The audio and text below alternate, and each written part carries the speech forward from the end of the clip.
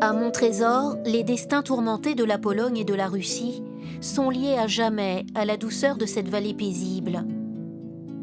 Un aristocrate polonais, Xavier Branicki, fils d'une riche famille de propriétaires terriens, choisit ce château Renaissance après un exil en Italie et à Paris.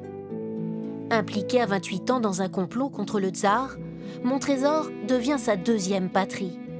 Aujourd'hui, ses descendantes marchent sur les pas de leur ancêtre qui, en 1849, a planté ce jardin de roses. Celles-là vont sortir bientôt. Les roses sont magnifiques.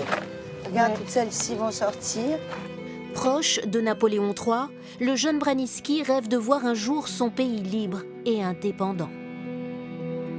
Il a eu le coup de foudre pour Montrésor, bien que le château était en très très mauvais état. Mais il trouvait que la campagne environnante, très légèrement vallonnée et très verte, lui rappelait beaucoup la Pologne. En tant qu'exilé, il n'avait naturellement plus le droit d'y aller parce que le tsar avait dit que s'il le retrouvait, les corbeaux n'auront pas ses restes. Il lui proposait la Sibérie. Et il a toujours été très reconnaissant à la France de l'avoir si bien accueilli. Branicki se transforme dès lors en mécène pour Montrésor. Maire de la commune pendant 10 ans, de 1860 à 1870, cet entrepreneur progressiste contribue à la modernisation du village, même dans les lieux improbables. En témoigne cet édifice néo-byzantin érigé au milieu du cimetière.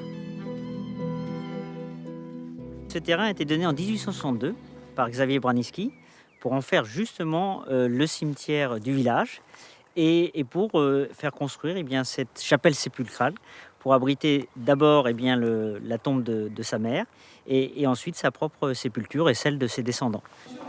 Bonjour. Bienvenue Frédéric dans notre dernière demeure. Futur.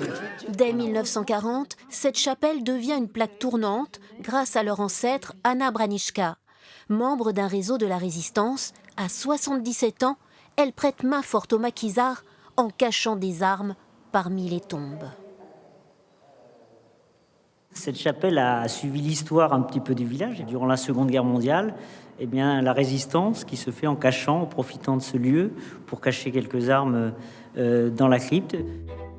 Aujourd'hui, les descendantes des Branicki vivent toujours dans le château, parmi les portraits de leurs ancêtres. En bonne place, Xavier Branicki.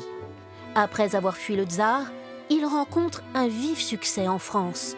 Banquier, philanthrope, il est à l'origine de la fondation du Crédit Foncier.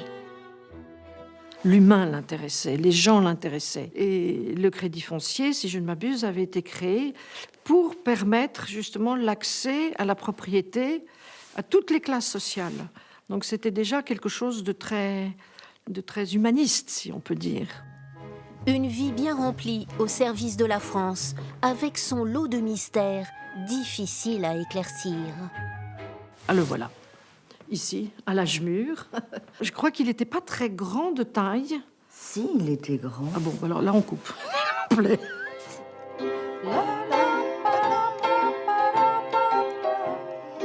Elle ne souffre aucune fausse note. Cette valse de Chopin, dédiée à la sœur de Xavier Branicki, Catherine. Connue pour sa grande beauté, elle participe à la renommée de cette famille française, la plus polonaise de Touraine. Dziękuję. Mon trésor. Ce qui signifie Merci mon trésor. Et merci à la France d'avoir accueilli la famille aussi généreusement.